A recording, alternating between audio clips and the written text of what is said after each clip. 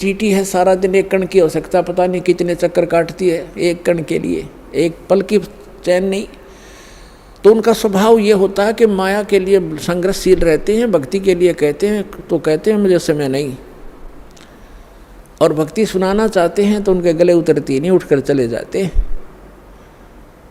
तो क्या बताते हैं कबीर साहब, कहते हैं कबीर पिछले पाप से हरि चर्चा ना भावे ना सुहावे, कहूँगे कह उठ चले ना और बात चलावे।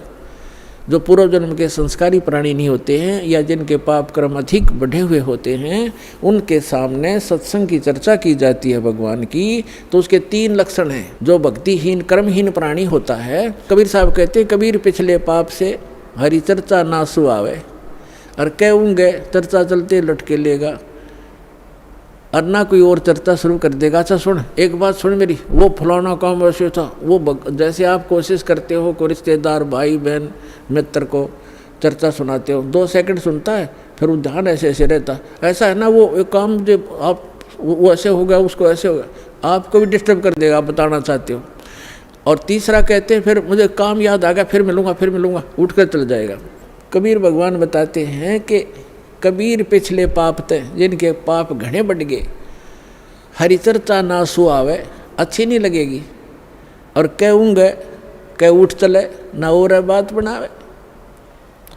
तो ये उस व्यक्ति के लक्षण हैं जो पिछले जन्म के पापों से ज़्यादा ग्रस्त है। सीधा ही वो 84 लाख प्रकार के प्राणियों से, पशु पक्षियों की योनि से प्राप्त सीधा मनुष्य जीवन प्राप्त किया है। तो उसके अंदर भक्ति प्रवेश करना बड़ा कठिन होता है, लेकिन हो जाती है। उसको थोड़ा ज़्यादा समय लगेगा इस ज्ञान को समझने में, और शुरुआत एक बार हो जाती है, धीरे धीरे किसी ना किसी जन्म में तो वो हो ही जाती है। एक कागभूषण नाम के, अपने पुराणों में भी इसका प्रमाण आता है, कागभूषण नाम के एक महापुरुष हुए हैं, और एक गरुड़ जी जो श्री विष्णु जी के वाहन माने जाते हैं। इन दोनों की एक बार आपस में चर्चा हुई।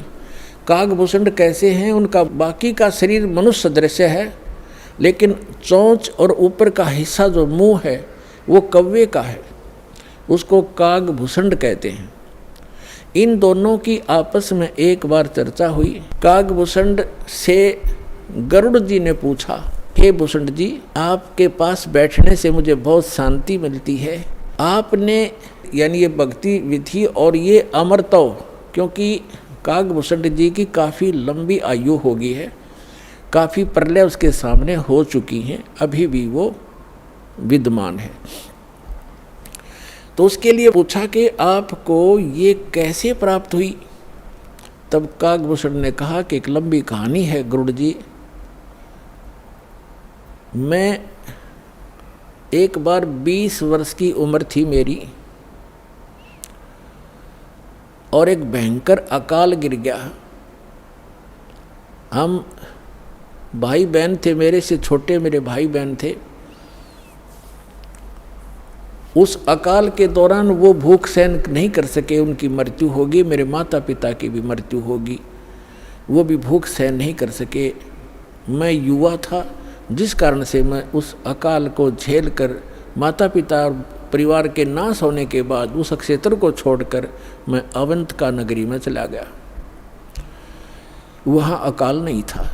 उससे पहले मेरे असंख्य जन्म चले गए, मनुष्य जीवन मैंने बर्बाद कर दिए, कभी मैंने भक्ति नहीं की, क्योंकि वो पिछले जन्म मुझे अब मेरी दिव्य दृष्टि खुल जाने से नजर आ रहे हैं कि पिछले मानव शरीर मैंने कैसे बर्बाद किए थे।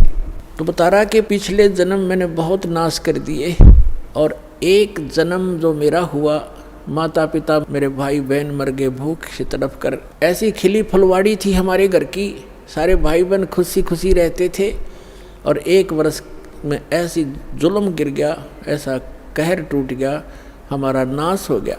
मैं सोचने पर विवश हो गया कि ये क्या जीवन है।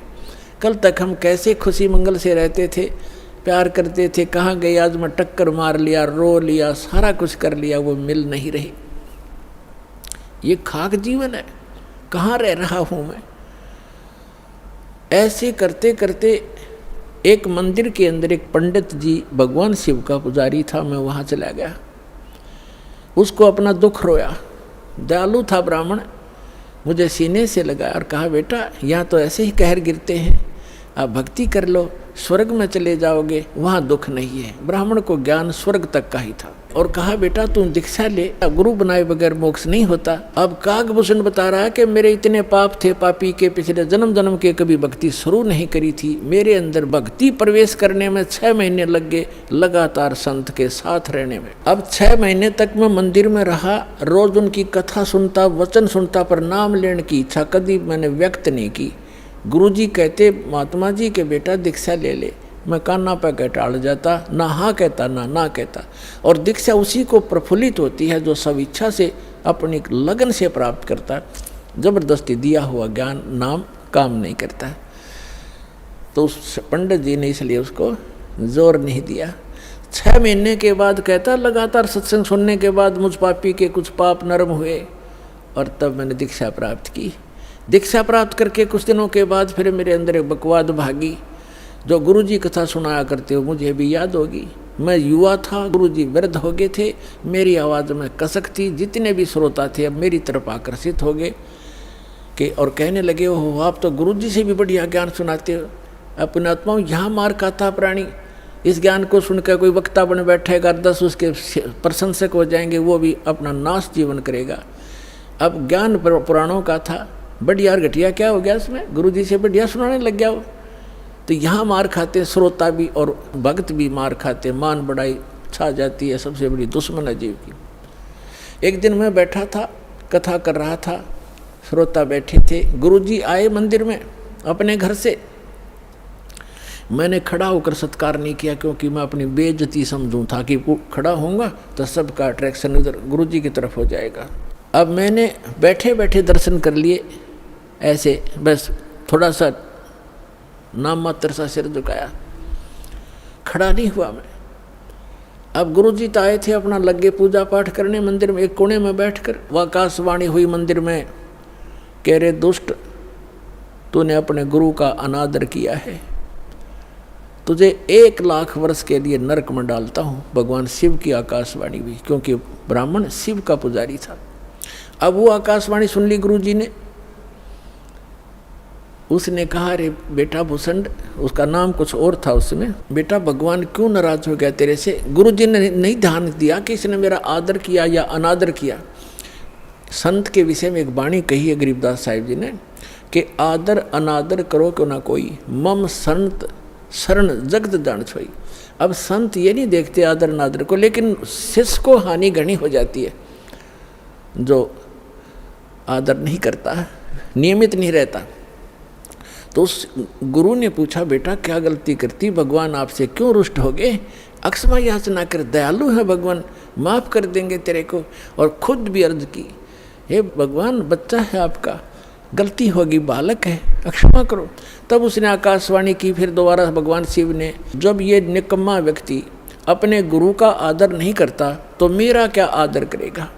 गुरु एक रिहर्सल करनी होती है गुरु जी को भगवान की तरह मानकर, क्योंकि हम जैसा व्यवहार गुरु जी के यहाँ कर रहे हैं तो परमात्मा इस रूप में आपको वहाँ ऊपर जा कर के आपकी परीक्षा लेगा।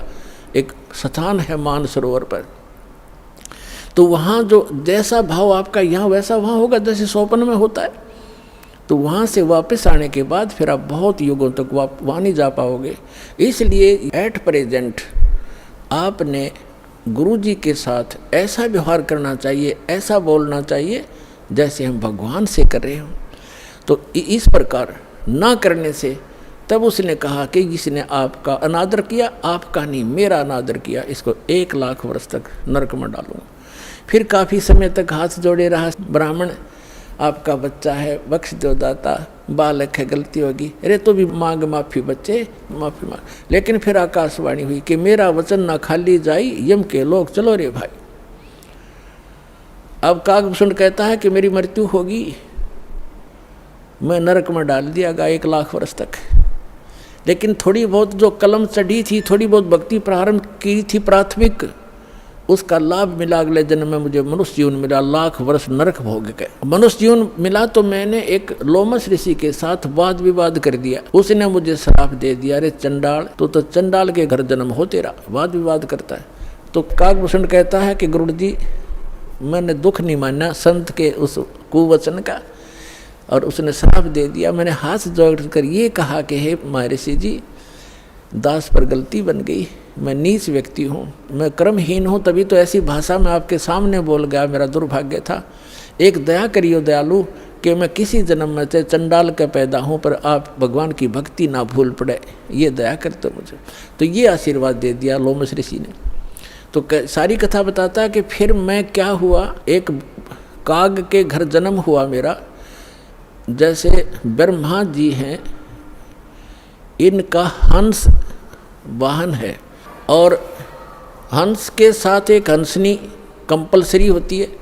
तो ब्रह्मा की जो पत्नी सावित्री है, वो हंसनी जब ऋतु पर आई, यानी गर्भवती होने की स्थिति में आई ऋतु पर, तो काग चंड के पास ले गई, कौवा के देवलोक में।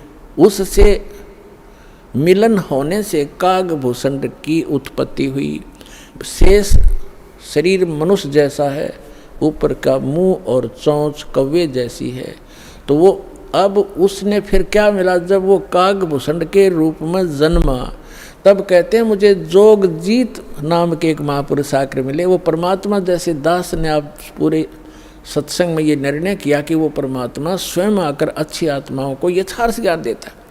तब उसने बताया कि मुझे जोगजीत नाम के एक संत मिले, जिन्होंने मुझे उस परमात्म तत्व का ज्ञान दिया। उन्होंने मुझे ऐसा मंत्र दिया जिससे मेरी यह स्थिति हुई कि मेरा बहुत युगों तक अमर शरीर होगा। अब कागभूषण की भी मृत्यु होगी, क्योंकि अब ये समय है, इस समय में जब कागभूषण का जन्म होता तो मोक्ष हो सके था।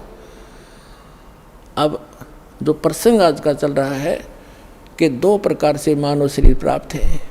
आप जो परमात्मा के लिए भटक रहे थे और यहाँ आ गए, आप बहुत पुण्यकर्मी प्राणी हो। पिछले जन्म में भी आप मानव थे, और मानव जैसा स्वभाव है। जहाँ कहते हैं लाइन लगा लो, लाइन लगा लेते हो। जहाँ कहते हैं यहाँ ऐसे बैठ जाओ, वहाँ जाओ, ये करवा लो। तो क्योंकि आप सभ्य हो, और ऐसे व्यक्तियों को शीघ्र ही ज्ञान प्राप्त हो जाता है, शीघ्र ही ढल जाते हैं जैसे संत ढलना चाहता है। आपके मैल घड़े नहीं थे, और जो मैला कपड़ा ज़्यादा होता है धोबी को, उसको ज़्यादा प्रयत्न करना पड़ता है, साफ वो भी हो जाएगा। तो इस प्रकार स्थिति है। जो दूसरी टाइप के व्यक्ति हैं उनके ऊपर भी रजा होगी, क्योंकि जगह जगह भगवान की चर्चा चल रही है, टीवी चल रहे हैं। एक ही घर में 4 सदस्य हैं, 3 ने नाम ले लिया, एक सुनता भी नहीं, तो वो मनुष्य योनि से आया हुआ प्राणी नहीं है, को पूर्व संस्कार से जुड़ गया। लेकिन धीरे धीरे जब सारे परिवार लग रहा है, परमात्मा की वाणी चलती है, उस पर उस वाणी का भी असर होगा, और आज पूरा विश्व परमात्मा के चरणों में एक बार आएगा, और सबका कल्याण होगा, चाहे किसी प्रकार जन्म हुआ हो। बोलो सतगुरुदेव।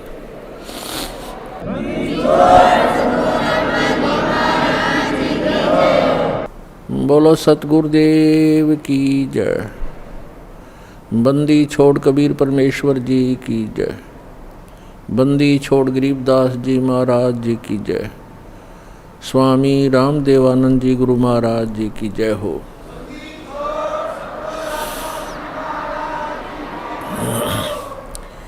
गरीब नमो नमो सतपुरुष को नमस्कार गुरु के नहीं। सुर नर मुनि जन साधुआं संतों सर्वस्ती नहीं। सतगुरु साहेब संत सब दंडोतम प्रणाम। आगे पीछे मध्य हुए तिनको जहाँ कुर्बान। नराकार निर्विषम काल जाल भयभंजनम।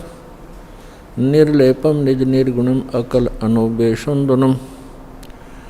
सोहम सुरति समापतम सकल समाना निर्तल। उज्ज्वल हिरंबर हरदमंबे परवा अथाह वार पार निमद्यतम। ग्रीव जो सुमरे सिद्ध होई। गणनायक गलता ना करो अनुग्रह सोई। पारस पद परवाना। आदि गणेश मनाऊं गणनायक देवन देवा। चरण कमल लो लाऊं आद्यंत करूं सेवा।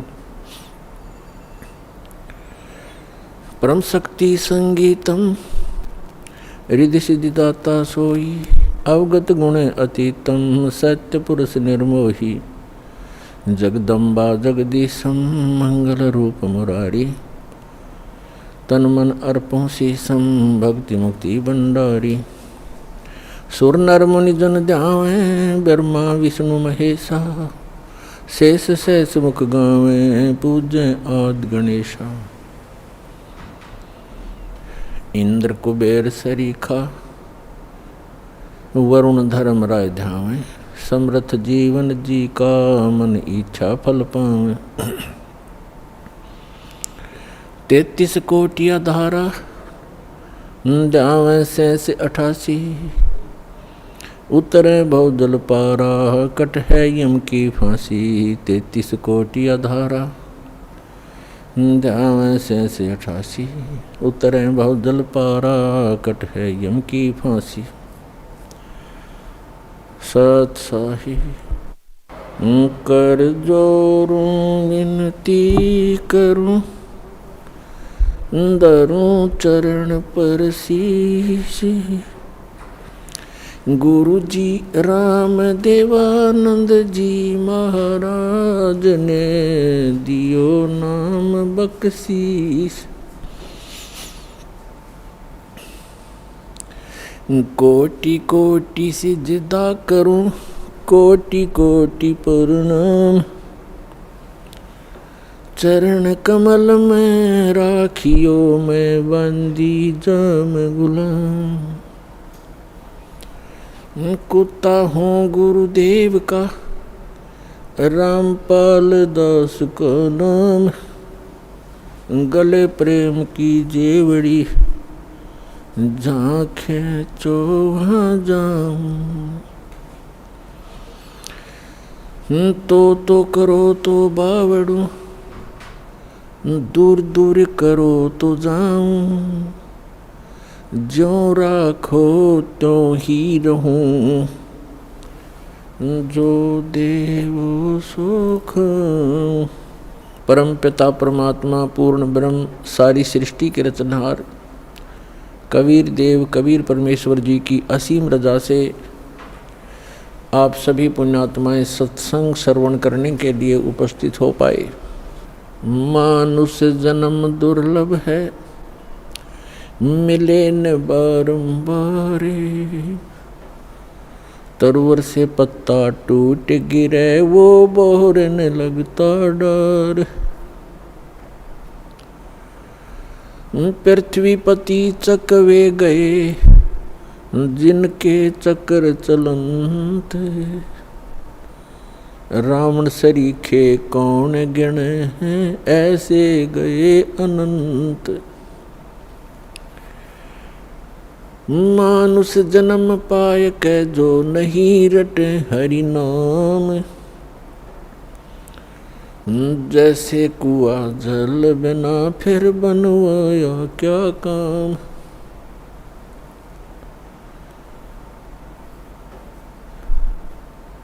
राम नाम की लूट है लूटी जाते लूट। पीछे फिर पछताओगे हे प्राण जहांगे छूट। नंगा आया जगत में नंगा ही तू जाए।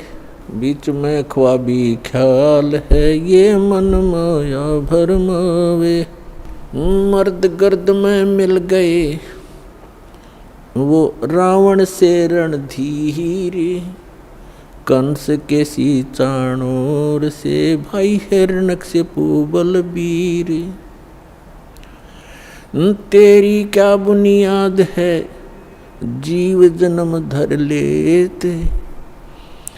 गरीब दास हरि नाम बिना तेरा खाली रह जा खेत। जिन हर की चोरी करी और गए राम गुण बोले।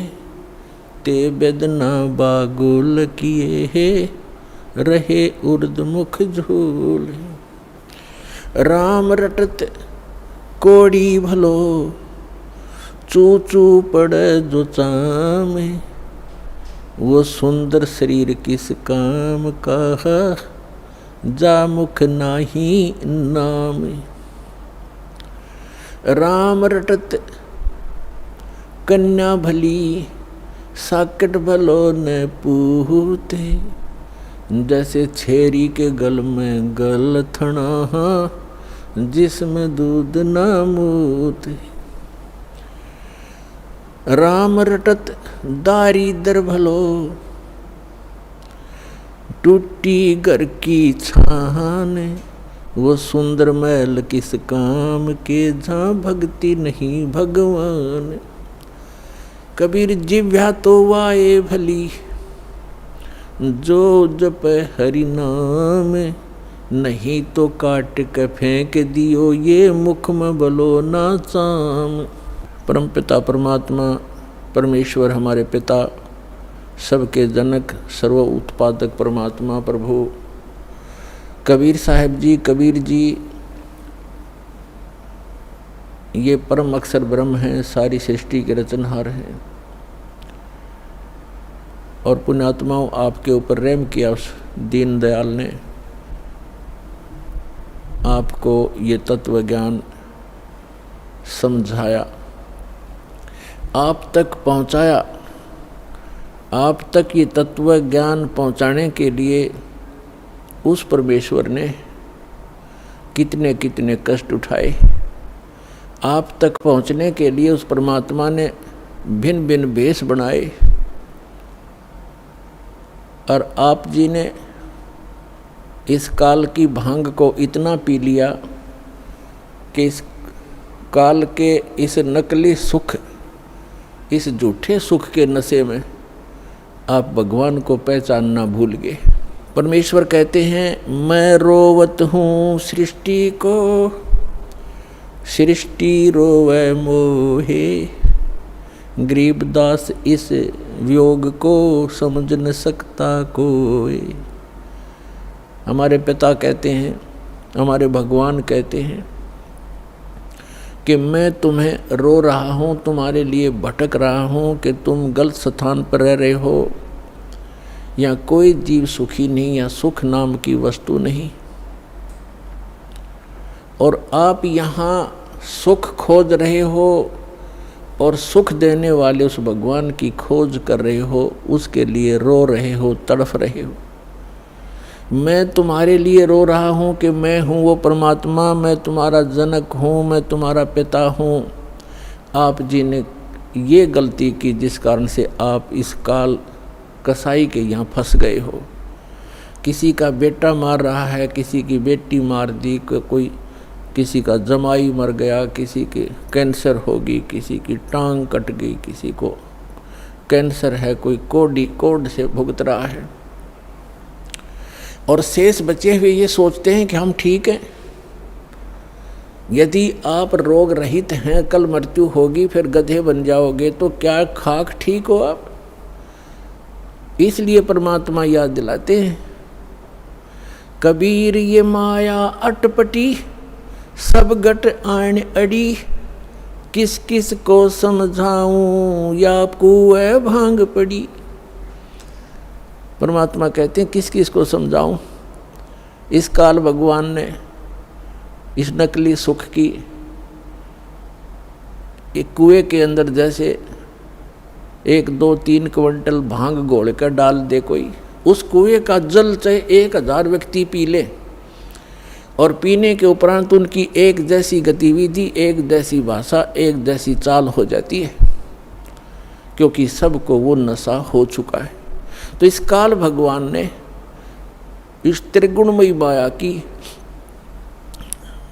इतनी मात्रा डाल रखी है आपके अंदर कि आपको इतना नशा हो गया इसका।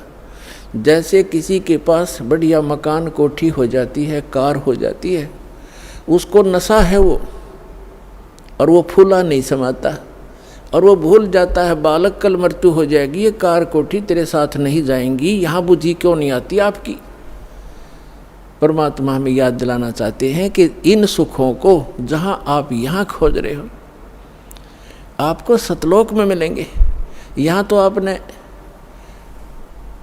जो कार भी व्यवस्था कर ली, 36 पंगे पाक है, फिर उसमें कोई इंजन में गड़बड़ है, कोई पेट्रोल डलवाना, जेब देखनी पड़े।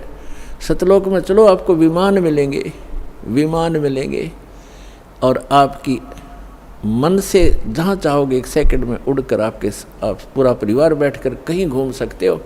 कोई पैसा नहीं लगेगा, आपको सब वस्तु मुफ्त मिलेंगी, सब सुख होगा, आपकी कभी मृत्यु नहीं होगी। आपका ऐसा ही परिवार वहाँ सतलोक के अंदर होगा। अभी तक ये मूर्ख बनाया करते थे नकली संत कि वहाँ प्रकाश ही प्रकाश है, चेतन ही चेतन है, आत्मा उसमें जाकर ऐसे मिल जाती है जैसे बूंद समंदर में। फिर खा क्या करेंगे वहाँ जा करके, इससे यहीं दुख सुख यहीं ठीक है। तो उनको अकल थी नहीं, ज्ञान था नहीं, उनका सवन भाव नहीं था, क्योंकि उनकी साधना गलत थी, उनका ज्ञान गलत था। वो काल प्रेरित थे, काल के भेजे आए हुए हैं। तो परमात्मा हमें याद दिलाते हैं कि झूठे सुख को सुख कहे ये मान रहा मनमोद, ये सकल चबीना काल का, कुछ मुख में कुछ गोद। अपने आत्माओं आप देख रहे हो, कहीं पर भूकंप आ जाता है, हजारों लाखों की संख्या में मानव मर जाते हैं, अन्य प्राणियों की तो गिनती ही नहीं। कहीं पर फ्लड आ जाती है, गांव के गांव बह जाते हैं, हजारों की संख्या में व्यक्ति मारे जाते हैं। और वो उन मकानों को, उन वहाँ के सांसारिक सुखों को जोड़ने में सारा जीवन लगाते हैं। उनका दृष्टिकोण सिर्फ उन्हीं पर केंद्रित रहता है कि कोठी बना लूँ, कार बना लूँ, एक प्लाट और ले लूँ, 2 कोठी और बना दूँ, एक बैंक बैलेंस बना दूँ, एक फैक्ट्री लगा लूँ। उद्देश्य मनी मेक ही रहता है। परमात्मा कहते हैं तो बच्चों वाले खेल खेल रहे तुम, आप जी को ज्ञान नहीं है, इसलिए यहाँ डले ढो रहे हो। 1 सेकंड का पता नहीं क्या बिजली गिर जा, और फिर आप यहीं स्थिर होना चाहते हो ऐसे गंदे लोक में। तो तत्व ज्ञान का अभाव है। जब आपको तत्व ज्ञान होगा,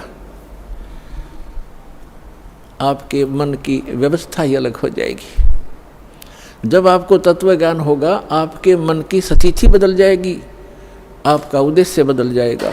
परमात्मा हमें आखिरी याद दिलाते हैं, आप जी विचार कीजिए कि आपकी मृत्यु तो होगी होगी, चाहे यहाँ कोई पूरी पृथ्वी का राजा है और चाहे अमीर या गरीब है, कोई भी व्यक्ति है, आपकी मृत्यु होगी। और आपने जो कुछ भी सारे जीवन में संग्रह किया है वो आपके साथ नहीं जाएगा। ये तो यूनिवर्सल ट्रूथ है, आपको सबको मालूम है। और पुण्यात्माओं, ठीक है, आपके पूर्व जन्म के पुण्य हैं, आपको जो भी वस्तु उपलब्ध है इसको ये समझ लो कि आपकी नहीं है। आप एक रेस्टोरेंट में रह रहे हो।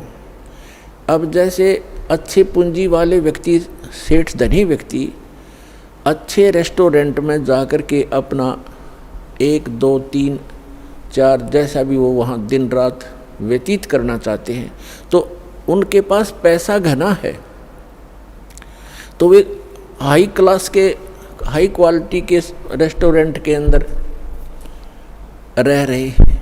वहाँ सुविधाएं अच्छी हैं, सोफ़ा सेट हैं, बढ़िया पलंग हैं, टीवी रखे हैं, सारी व्यवस्था है वहाँ पर।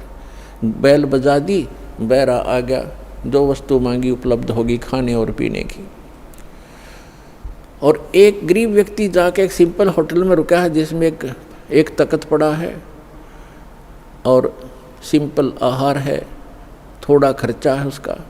तो ऐसा ही समझ लो आप, जो गरीब है वो एक सिंपल होटल में रह रहा है, अमीर है वो बड़े होटल में रह रहा है, लेकिन वस्तु किसी की नहीं। वहाँ पर होटल में गए व्यक्ति को पता होता है कि यहाँ तेरी वस्तु कोई नहीं है, इनको प्रयोग कर सकता है, वो भी अपने खर्चे से। तो इस काल भगवान का ये होटल है फॉर एग्जाम्पल। और इसमें आपके पुण्यों के कारण आप सुविधा जो आपको है वो आपके पूर्व जन्म की पूंजी से है, जेब आपकी ही खर्च हो रही है। जो सुविधाएं आपको उपलब्ध हैं आपके पुण्य क्षीण हो रही है। और गरीब व्यक्ति है वो समझ ले सिंपल होटल में रह रहा है, कोई झोंपड़ी में है तो सिंपल मकान में रह रहा है, तो वो भी एक होटल में ही है। एक दिन दोनों ने ही जाना है और दोनों ने वो सब वस्तुएं यही छोड़ जाना है। अब जाना कहाँ है?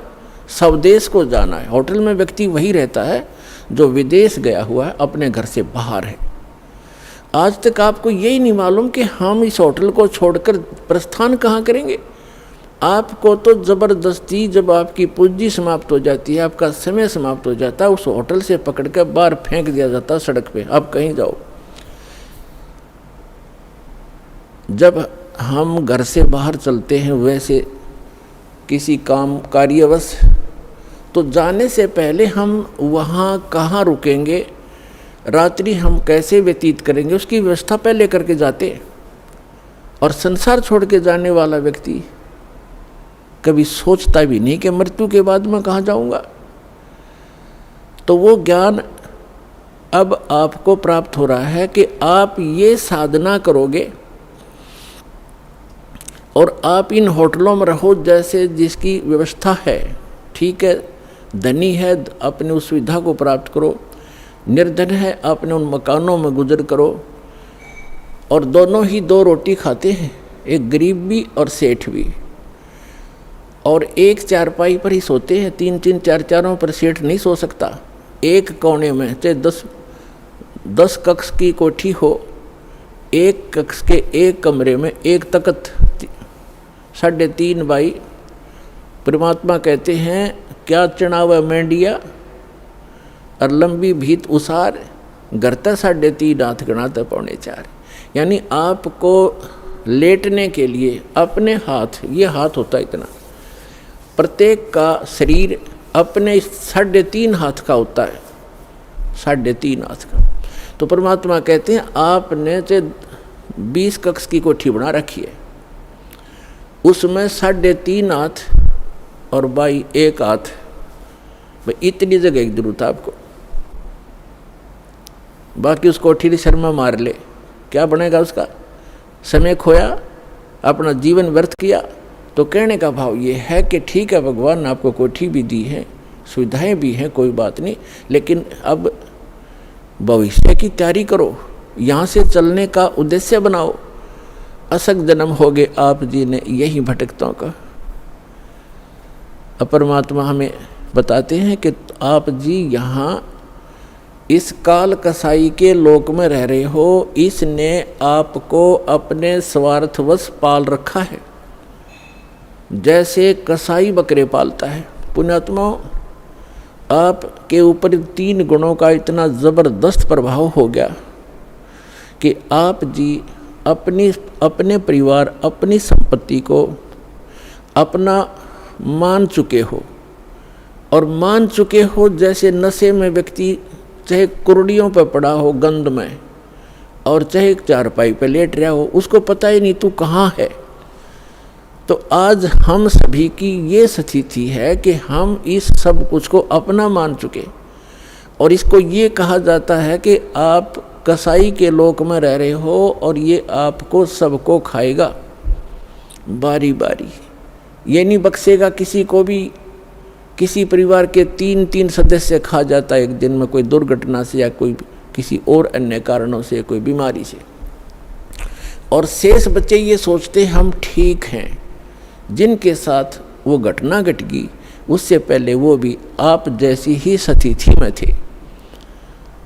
तो पुण्यात्मा, परमात्मा ने रजा बख्शी आपको ये ज्ञान देने की, और फिर वो विकल्प बताया कि यहाँ से जाकर आप कहाँ रहा करोगे। गीता अध्याय नंबर 15 के श्लोक नंबर 1 से 4 में कहा है कि उल्टा लटका हुआ संसार रूपी वृक्ष है, ऊपर को जड़ तो समझो पूर्ण परमात्मा, और नीचे को 3 गुण रूप शाखा हैं, रजगुण ब्रह्मा, सतगुण विष्णु, तम गुण शिव जी। और जो संत इस उल्टे लटके हुए संसार रूपी वृक्ष के सभी विभाग बता देगा, तना कौन भगवान है, इस संसार रूपी जड़ कौन है, यानी जिससे सबका धारण पोषण होता है वो कौन प्रभु है, और शाखा कौन है, डार कौन है, और पत्ते क्या है, तो सवेदवित वो तत्वदर्शी संत है।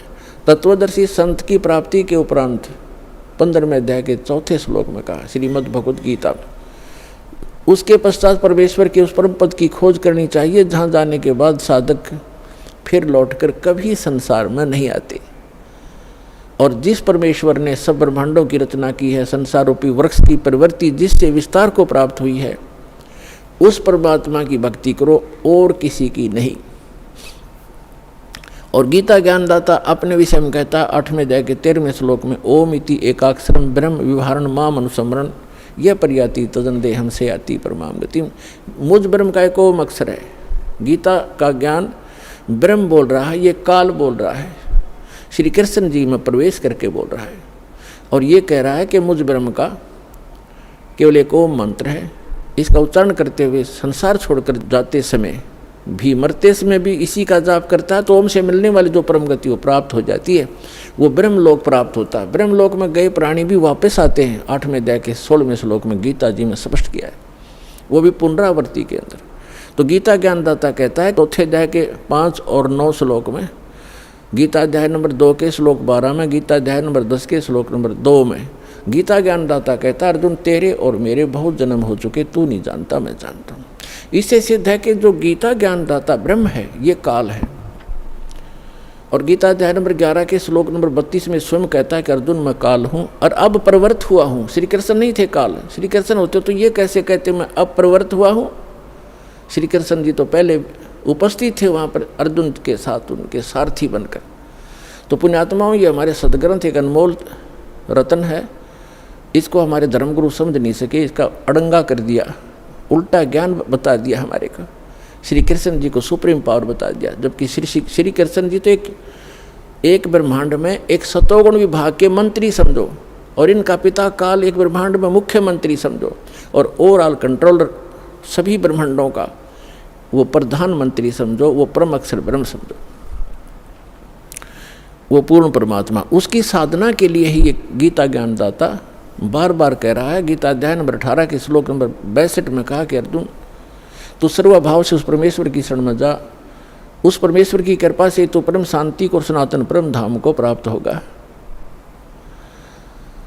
गीता अध्याय नंबर 8 के श्लोक नंबर 1 में अर्जुन ने पूछा कि हे परमात्मा, आपने जो 7वें अध्याय के 29वें श्लोक में जिस तत्ब्रह्म की जानकारी दी है कि तत्ब्रह्म को से परिचित प्राणी, इस अध्यात्म ज्ञान से परिचित और सभी कर्मों से परिचित व्यक्ति केवल जरा और मरण से छूटने के लिए प्रयत्न करता है। जरा माने वृद्धावस्था और मरण माने मृत्यु। जरा और मरण से छूटने के लिए जो प्रयत्न करते हैं वे उस तत्ब्रह्म से परिचित हैं, अर्थात उस पूर्ण परमात्मा से परिचित हैं, उसके उस शाश्वत स्थान से परिचित हैं। वहाँ जाने के बाद बुढ़ापा नहीं आता, वृद्धावस्था नहीं आती और मृत्यु नहीं होती। 8वें अध्याय के प्रथम मंत्र में अर्जुन ने पूछा फिर किम तत्ब्रह्म, वो तत्ब्रह्म क्या है वो बता दे मुझे। अब 8वें अध्याय के 3रे श्लोक में गीता ज्ञानदाता ये काल कहता है ब्रह्म कि वो परम अक्षर ब्रह्म है, यानी गीता ज्ञानदाता से कोई अन्य है वो प्रभु, वो स्वामी, वो मालिक।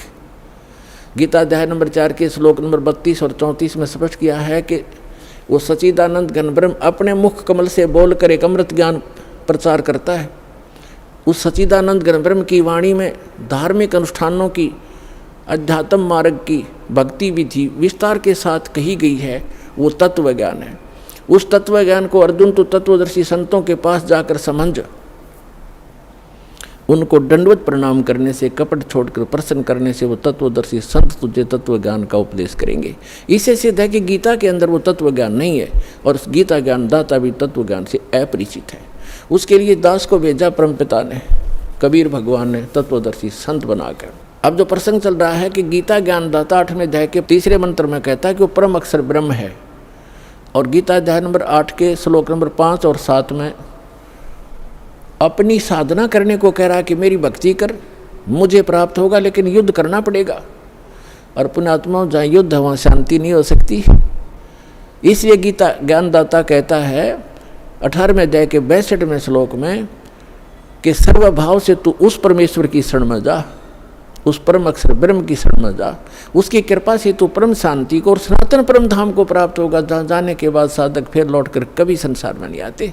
अब गीता ज्ञानदाता गीता अध्याय नंबर 8 के श्लोक नंबर 8, 9, 10 में कहता है कि उस सच्चिदानंद घन ब्रह्म की भक्ति करने वाला प्राणी साधक भक्ति की शक्ति से, योग के बल से, योग माने साधना के बल से, भक्ति की ताकत से, उस मंत्रों की भक्ति की कमाई की ताकत से उस परमात्मा को, सच्चिदानंद घन ब्रह्म यानी परम अक्षर ब्रह्म को ही प्राप्त होता है। अपना तो उसने मंत्र बता दिया 8वें अध्याय के 13वें श्लोक में कि मुझ ब्रह्म का केवल एक ओम अक्षर है, नथिंग एल्स। ओम नमः शिवाय, ओम भगवते, ओम ये भगवते वासुदेव, ये मंत्र नहीं है। ये तो बाल बलौने वाले खिलौने हैं, मीठी गोलियां हैं। 17वें अध्याय के 23वें श्लोक में गीता ज्ञानदाता ने केवल संकेत दिया है कि उस सच्चिदानंद घन ब्रह्म के पाने का 3 मंत्र का जाप है, नथिंग एल्स, उसके अतिरिक्त कुछ नहीं। ओम तत्सत इति निर्देश है ब्रह्मण त्रिविध समर्थ ब्राह्मणा तेन वेदा चयगा विहिता पुरा। क्योंकि परमात्मा प्रत्येक युग में आते हैं और प्रत्येक युग में अपना यथार्थ ज्ञान सुनाते हैं। कुछ पुण्यात्माएं उनको स्वीकार करती हैं, इसलिए कहा कि स्टार्ट जब होता है उस समय परमात्मा यथार्थ ज्ञान देता है। ब्राह्मण माने विद्वान पुरुष, बुद्धिमान व्यक्ति, फिर इसी आधार से वो साधना किया करते हैं। फिर कुछ दिनों के बाद फिर से ये काल के दूत सक्रिय हो जाते हैं और यथार्थ ज्ञान को समाप्त कर देते हैं। इसलिए गीता ज्ञानदाता कहता है कि मैंने पहले भी ये ज्ञान दिया था शाश्वत इन सभी को, और फिर उसको आगे कुछ दिन चला, लेकिन अब ये लोप हो गया, या पुनः फिर दे रहा हूँ। तो यहाँ बताया है कि ओम तत्सत, ओम तो ब्रह्म का। गीता अध्याय नंबर 15 के श्लोक नंबर 16 और 17 में 3 पुरुष हैं, एक सरपुरुष, एक अक्षर पुरुष। सरपुरुष ये काल है, ये ब्रह्म है जिसके लोक में हम फंसे हुए हैं। ये काल कसाई कहा गया है। इसको वेदों के जो ज्ञाता कहलाते थे इसको ब्रह्म कहते थे, और ब्रह्म को ये सुप्रीम पावर कहते थे। इनको कख भी पता नहीं था। ये केवल 21 ब्रह्मांड का स्वामी है, प्रभु है, ब्रह्म है। ब्रह्म माने भगवान है, स्वामी है। और फिर परब्रह्म, इससे नेक्स्ट, जैसे दादा परदादा, एक दादा उससे नेक्स्ट दादा, तो ये ब्रह्म, फिर परब्रह्म। परब्रह्म को अक्षर पुरुष भी कहते हैं, इसको सर पुरुष कहते हैं ब्रह्म को। अक्षर पुरुष 7 शंख ब्रह्मांड का स्वामी है, नील पद्म शंख, 7 शंख ब्रह्मांड का स्वामी है। इसको अक्षर पुरुष का, इसकी आयु बहुत लंबी है, इसलिए इसको अक्षर पुरुष कहते हैं। अब जो तीसरे नंबर का है, गीता अध्याय नंबर 15 के श्लोक 16 में 2 पुरुष हैं, सरपुरुष और अक्षर पुरुष। और बताया है कि जितने भी इनके अंतर्गत प्राणी हैं शरीरधारी, इन सब का, और साथ में इन दोनों सरपुरुष और अक्षर पुरुष का शरीर तो नाशवान है, जीवात्मा किसी की नहीं मरती। आगे फिर 15वें अध्याय के 17वें श्लोक में तुरंत बताया है कि उत्तम पुरुष है तू अन्य परमात्मा इति उदाहरते। उत्तम पुरुष, पुरुषोत्तम, पुरुषोत्तम तो कोई और ही है इन दोनों से, सरपुरुष और अक्षर पुरुष से। वो 8वें अध्याय के 3 श्लोक में गीता ज्ञानदाता ने बता दिया वो परम अक्षर ब्रह्म है। अब देखो, ब्रह्म एक सरब्रह्म, सरपुरुष को होते सरब्रह्म को, ये तो 7 संग ब्रह्मांड का प्रभु है, स्वामी है, सरब्रह्म, जिसको काल कहते हैं, जिसने गीता का ज्ञान श्री कृष्ण में प्रवेश करके दिया, इसको सरब्रह्म कहते हैं। ये 21 ब्रह्मांड का ब्रह्म है, स्वामी है। और जो अक्षर ब्रह्म है, अक्षर पुरुष कहो तो अक्षर ब्रह्म को, वो 7 संग ब्रह्मांड का स्वामी है। और परम अक्षर पुरुष कहो, परम अक्षर ब्रह्म को, वो असंख्य ब्रह्मांड का ओवरऑल कंट्रोलर है। और वही इस संसार रूपी वृक्ष का मूल है, जड़ है, जिससे सबका धारण पोषण होता है, जो सबका पालक है। गीता अध्याय नंबर 15 के श्लोक नंबर 17 में कहा कि उत्तम पुरुष है तू अन्य परमात्मा इति उदाहरत है। यह लोक तर्म आविश्य विभर्ति अवैश्वर है। ओम तत्सत, इसमें बताया है कि उत्तम पुरुष है तू अन्य, इन सरपुरुष और अक्षर पुरुष से वो श्रेष्ठ भगवान, उत्तम माने श्रेष्ठ, पुरुषोत्तम कहो उत्तम पुरुष कहो एक ही बात है। वो पुरुषोत्तम तो कोई और है, वो परम अक्षर ब्रह्म है। 8वें अध्याय के 3 श्लोक में गीता ज्ञानदाता ने स्पष्ट ही कर दिया। और जिसको परमात्मा कहा जाता है, ओए होए, अपने आत्मा, अभी तक तो आप जी को अध्यात्म मार्ग का ABC भी ज्ञान नहीं था, क्योंकि हमारे ये गुरु ही ऐसे नकली थे, इनको स्वयं ज्ञान नहीं था। अब परमात्मा का अर्थ क्या होता है? अब आज का जो सत्संग है, इस परमात्मा कौन है? ये कसाई काल के लोक में हम रह रहे हैं, हम कैसे ये कसाई है और परमात्मा कौन है? जैसे गीता अध्याय नंबर 15 के श्लोक नंबर 17 में स्पष्ट कर दिया है कि उत्तम पुरुष तु अन्य परमात्मा इति उदाहरते है। जिसको परमात्मा कहा जाता है, ओए होए, परमात्मा, परम माने श्रेष्ठ, आत्मा माने सोल, यानी अच्छी आत्मा, दीन दयाल जिसको कहा जा सकता है, परमात्मा, श्रेष्ठ आत्मा। और जो मारे, पूरे किसी परिवार को मारता है, काटता है और बुरा हाल कर रखा है, क्या वो परमात्मा हो सकता है? न, कभी नहीं। भले ही हम उसको अनजानपने में परमात्मा मान बैठे हैं, पर वो परमात्मा नहीं है। परमात्मा की परिभाषा से जब आप परिचित होगे, परमात्मा वो है जो केवल सुख दे, दुख नहीं दे। तो वो सतलोक, वो परमात्मा जो हमें वो स्थान बता रखा है कि मेरा वहाँ लोक है, मैंने वहाँ ऐसी व्यवस्था कर रखी है, तो सारे असंख्य ब्रह्मांडों के प्राणी आप सतलोक में रह सकते हो। और सब एक जैसी व्यवस्था है, सुंदर महल बने हुए हैं, तेज पुंज के सुंदर, आगे बाग बगीचे हैं, सबके आगे पार्क बने हुए हैं, उसमें बहुत सुंदर फल मेवा सदा लगी रहती है। और जब चाहे किसी प्रकार का आहार मन इच्छा आप करोगे, आपकी रसोई में तैयार मिलेगा, बना बनाया पका पकाया सेकंड में, और फल फ्रूट हैं। तो वहाँ जाने के लिए परमात्मा कहते कि वो है परमात्मा, उसको परमात्मा कहते हैं। वह मृत्यु नहीं, बुढ़ापा नहीं, रोग नहीं, शरीर ऐसा है, राग द्वेष होता ही नहीं। और वहाँ ऐसी व्यवस्था है तो चाहे तो भी राग द्वेष नहीं हो सकता, क्योंकि सबको एक जैसी सुविधाएं हैं। अब जैसे पुण्यात्मा आप यहाँ रह रहे हो, 2 दिन रुको, 10 दिन रुको, आपको बना बनाया भोजन एक भंडारे मिलेगा, एक जैसा सबको, किसी में कोई अंतर नहीं, एक जैसी सीटिंग होगी, एक जैसा आपका बिस्तर होगा, एक जैसे सबको नहाने धोने की व्यवस्था सबको बराबर है। तो यहाँ राग द्वेष हो ही नहीं सकता। कोई उसे मूर्ख बुद्धि भ्रष्ट होता है, जिसका स्वभाव में प्रवेश होता है, वो आकर बकवास वैसे कर लो। किसी ने यहाँ गद्दा लगा रखा है, अपना बिस्तर लगा रखा है, दूसरा आके घाटी इधर, मैं इधर बैठूंगा, तो ये तो कहीं पैदा कर लो। बकवादी आदमी होते हैं, वो तो दुर्बुद्धि होते, नहीं तो सभ्य व्यक्ति होते हैं। यहाँ कोई प्रकार का द्वेष राग आपको नहीं हो सकता, क्योंकि सबको एक जैसी व्यवस्था है। ऐसे ही सतलोक के अंदर वहाँ किसी चीज़ का अभाव नहीं। यहाँ चोरी डाकैत और ये बुराइयाँ क्यों करते हैं? क्योंकि यहाँ पर हर चीज़ का अभाव है। प्रत्येक वस्तु किसी भी व्यक्ति को उपलब्ध नहीं है, चाहे किस कोई भी है। किसी को ऐसा रोग हो जाएगा, चाहे कितना सेठ है, उसकी दवाई मिल लेना, मारे जाओ टक्कर द्वार के। एक बता रहा था कि इतना बड़ा सेठ था, करोड़ों की इनकम थी उसको, और स्वयं वो कोई ना फल खा सकता था, ना कोई आहार कर सकता था। दाल का पानी घोल के और छान के पिया करता, चाट ले उस माया ने, सिर पर धर ले फैक्ट्री और कोई ठीरे। कहते हैं जीवित जग में जूती पड़े फिर जम तोड़े छाती, बिना भक्ति के प्राणी यहीं दुखी हो जाएंगे, आगयम के दूत उनको बहुत सताएंगे। तो यहाँ परमात्मा आपको बताना चाहते हैं कि आप काल के लोक में रह रहे हो। गीता अध्याय नंबर 15 के श्लोक नंबर 16-17 में 3 पुरुष हो। अब 17वें का प्रकरण चल रहा है कि उत्तम पुरुष है तू अन्य और परमात्मा इति उदाहरते, उसको परमात्मा कहा जाता है। और ये लोक धर्म अविश्य विवर्ती, जो तीनों लोकों में प्रवेश करके सबका धारण पोषण करता है, वो अव्यय ईश्वर है, वो है अविनाशी परमेश्वर, वो है अविनाशी भगवान, अविनाशी स्वामी। गीता अध्याय नंबर 15 के श्लोक नंबर 18 में ये बुद्धिहीन व्यक्ति जो नकली हैं वो ये कहते हैं कि रामपाल 15वें अध्याय के 18वें श्लोक के बारे में क्यों ना बोलता,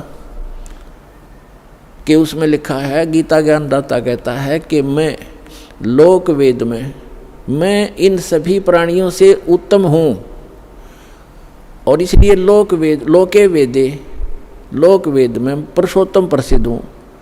तो इसका अर्थ ये है कि गीता ज्ञानदाता 21 ब्रह्मांड का स्वामी है, और इसके अंतर्गत जितने प्राणी हैं, इंक्लूडिंग ब्रह्मा विष्णु महेश से भी ये उत्तम है, श्रेष्ठ है, इनसे उत्तम है। इसलिए दंत कथा के आधार पर, लोक वेद के आधार पर मैं पुरुषोत्तम प्रसिद्ध हूँ, क्योंकि मैं इनसे उत्तम हूँ, श्रेष्ठ हूँ, तगड़ा हूँ, इसलिए मैं पुरुषोत्तम प्रसिद्ध हो रहा हूँ। लेकिन उत्तम पुरुष है तू अन्य 15वें अध्याय के 17वें श्लोक में उसने क्लियर कर दिया। तो पुण्यात्माओं, ये अज्ञानता का ही परिणाम होता है, जिसमें थोड़ा बहुत कचरा रह जाता है, वैसे फसड़ कराया करा वो फिर कार्बोरेटर तो इनमें थोड़ा ये दास चाहता है कि सारा सफाई कर दूं ताकि आपको कोई मिसगाइड ना कर सके। तो इस प्रकार 15वें अध्याय के 18वें श्लोक को समझो कि ये कहता है कि जितने मेरे अंतर्गत प्राणी हैं उनसे मैं उत्तम हूँ, पुरुषोत्तम कहलाता हूँ, इसलिए इन तम तगड़ा हूँ, श्रेष्ठ हूँ, इसलिए पुरुषोत्तम प्रसिद्ध हो रहा हूँ, लेकिन वो पुरुषोत्तमता कोई और है। 15वें अध्याय के 70वें श्लोक में। तो अब प्रसंग हम यहाँ आते हैं कि उसको परमात्मा कहा जाता है। ओए है परमात्मा, प्रभु का नाम का अर्थ होता है स्वामी। उसको ब्रह्म कहो, प्रभु कहो, साहिब कहो, और राम गॉड खुदा अल्लाह कहो। अल्लाह भी स्वामी। और जैसे परमात्मा किसे कहते हैं? परमात्मा उसे कहते हैं जो कभी दुख नहीं देता, सबको सुख सुख देता है। उत्तम पुरुष है तो अन्य परमात्मा इति उदाहरत है। ये लोक तरम अविश्य विवर्ती अवय ईश्वर है। अब परमेश्वर ने आके बताया अपनी प्यारी आत्मा धर्मदास जी को कि धर्मदास, आप इस काल के लोक में रह रहे हो। अब धर्मदास जी ने कहा कि प्रभु आप जो कहते हैं सिरोधार्य है, लेकिन मेरे गले उतर नहीं रही ये बात कि हम गंदे लोक में रह रहे हैं, ये कसाई का लोक है। हे परमात्मा देखो कैसी यहाँ पर फल फ्रूट हैं, कैसे बाग बगीचे बने हैं, झरने बह रहे हैं, गंगा जैसी दरिया बह रही है, और कितना दयालु है ये परमात्मा, कैसी ऋतु बनाई है, हवा चल रही है, और कितना अच्छा शुद्ध हवा दे रखी है, कितनी लंबी चौड़ी पृथ्वी है, कोई कहीं बैठो उठो लेटो किसी प्रकार, और कितनी सुविधा देता है ये। इसको कैसे हम मानने कि ये भगवान नहीं है? तब परमात्मा ने बताया कि पुण्यात्मा धर्मदास जी को कहा कि इस काल को एक श्राप लगा हुआ है कि 1 लाख मानव शरीरधारी प्राणियों को ये नित्य आहार करेगा और 1.25 लाख उत्पन्न करेगा मानव, यानी 25% एक्स्ट्रा ये उत्पन्न करेगा। इसने सतलोक में गलती की थी, जिस कारण से इसको ये एक रोग लगा, श्राप लगा। और आप जी ने गलती की थी कि आप भगवान को छोड़कर इस पर आसक्त हुए थे, जिस कारण से आप इसके साथ यहाँ आ गए। आपके लिए ऑप्शन है वापस जाने का, आप वापस जा सकते हो, जैसे विधि मैं बताऊंगा इस साधना को करके। और ये इसलिए अब यहाँ प्रश्न एक और उठ जाता है भक्तों के मन में कि भगवान ने इसको श्राप नहीं देना चाहिए था। ये श्राप नहीं देते तो ये हमें नहीं खाता, यहाँ नहीं रोके रखता। आपको तो इसने रोके रखना ही रखना था। और यदि परमात्मा इसको श्राप नहीं देते 1 लाख मानव शरीरधारी प्राणियों के आहार करने का, तो आपको ये कभी मानव शरीर नहीं देता, क्योंकि इसको ये डर बना रहता है कि मानव शरीर में इनको परमात्मा का ज्ञान हो सकता है, परमात्मा प्राप्ति हो सकती है। ये एक योनि और बना देता, जैसे कुत्ते गधे सुअर की 84 लाख बनाई, 84 लाख एक भी बना सकता था। इसलिए इसकी व्यवस्था है, मजबूरी है कि एक ये मानव शरीर अवश्य देता है आपको। 83 लाख योनियों में धक्के खवा के भी फिर एक मनुष्य शरीर इसको देना पड़ता है, क्योंकि इसको खाना पड़ता है। और ये विधान भगवान ने बना दिया कि प्रत्येक प्राणी को एक मानव शरीर का चांस अवश्य देना पड़ेगा। इसलिए आज आप पर रहम हुआ है। ठीक है, कष्ट तो मान ले आपको मानव शरीर ना मिलता, गधे कुत्ते बनकर आप खाते भटकते रहते, कष्ट पे कष्ट उठाते रहते, तो एक गोल्डन चांस है मानव शरीर में, आप अपना आत्म कल्याण करा के सतलोक जा सकते हो। ये सुविधा देवताओं को भी उपलब्ध नहीं है, क्योंकि जितना जीव घना सुखी होगा उतना भगवान से कोसों दूर होगा। ये सत्कर मान लियो। और जितना दुख होगा उसके लिए वरदान सिद्ध हो सकता है, यदि उसको सतलोक आश्रम वाला जला हिसार प्राप्त हो जाएगा, उस दुख के कारण भी उसको परमात्मा मिल जाएगा। कबीर साहब कहते हैं कि सुख के माथे पत्थर पड़ो, जो नाम हृदय ते जावे, और बलिहारी उस दुख के जो पल पल नाम रटावे। परमात्मा कहते हैं आग लगे से सुख के जो भगवान से दूर करे। भाड़ में जाओ कोठी कार ये मंत्री पद, जिस तो भगवान भूल जा, अरे हे भगवान ऐसा कष्ट दिए रखना, आपकी याद बनी रहे। तो पुण्यात्माओं, आप बालक हो, अध्यात्म ज्ञान मिला नहीं। आमीन जय बजरंग बली जय गणेश जी के गीत गा के हम इनकी भी भक्ति सही नहीं कर पा रहे थे, गणेश जी की, शिव जी की, विष्णु जी की, माताओं की। ये साधना भी इस दास के पास उपलब्ध है, जो ये आपको यथार्थ लाभ देंगे। इन मंत्रों के वश हैं ये, जो दास आपको देगा। ये इनके बस की बात नहीं है। इन मंत्रों के जाप से आप अपने आप ये अट्रैक्ट होते हैं। जैसे उदाहरण देते रहते हैं कि भैंसा होता है, भैंसे को भैंसा भैंसा करते रहो, कति ध्यान नहीं देगा। एक बार उसकी एक अलग से लैंग्वेज होती है, प्रत्येक क्षेत्र वाइज। उसको एक बार करते हुर्र तो वो तुरंत देखता है और बहुत सावधानी से तकता है किधर से आई आवाज़। तो ये समझ लेना, ये जो दास आपको मंत्र देता है इन भगवानों की, यह पूजा नहीं है। इनसे लाभ लेने के ये विशेष मंत्र है, जिनके ये अट्रैक्ट होते हैं, विवश हैं, ये लाभ देते ही देते। इसके अतिरिक्त कोई मंत्र आप जाप करते रहो, आपको वो अध्यात्म लाभ नहीं मिलेगा, क्योंकि वो शास्त्र विधि त्याग कर मनमाना आचरण है, जिसके विषय में गीता अध्याय नंबर 16 के श्लोक 23-24 में स्पष्ट किया है कि शास्त्र विधि को त्याग कर जो मनमाना आचरण करते हैं, उनको ना सुख होता है, ना उनको सिद्धि प्राप्त होती है, और न ही उनकी कोई परम गति होती है। यूजलेस, व्यर्थ है। तो शास्त्र अनुकूल साधना इस विषय में इस दास रामपाल दास के अतिरिक्त कहीं पर भी उपलब्ध नहीं है।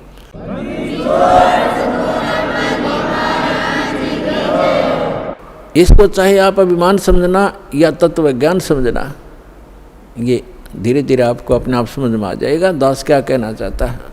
अभिमान तो वो व्यक्ति किया करता जिसकी अपनी कोई खोज हो, चाहिए तो उसने भी नहीं।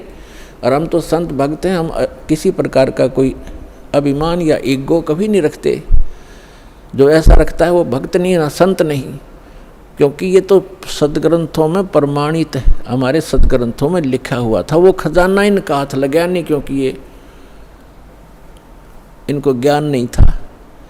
अपने आत्माओं, जैसे श्रीमद् भगवद गीता अध्याय नंबर 17 के श्लोक नंबर 23 में लिखा है, ओम तत्सत इति निर्देश ब्रह्मण तिर्वेद समर्थ ब्राह्मणा तेन वेदाच यज्ञा विहिता पुरा। इसका अर्थ ये है कि उस सच्चिदानंद घन ब्रह्म परम अक्षर ब्रह्म के प्राप्ति का, उस शाश्वत स्थान में जाने का एक 3 अक्षर का मंत्र है, ओम तत्सत इति निर्देश है। निर्देश माने डायरेक्शन, नथिंग एल्स, फाइनल फैसला, फाइनल डिसीजन। अच्छा, यहाँ पर ओम तो ब्रह्म का है, सरपुरुष का, और तत् और सत ये सांकेतिक है। तत् ये अक्षर पुरुष का, जिसको अक्षर ब्रह्म भी कहते हैं, जो सात संग ब्रह्मांड का स्वामी है, ये मंत्र है। और सत्य ये परम अक्षर ब्रह्म का मंत्र है। ये तत् और सत सांकेतिक है।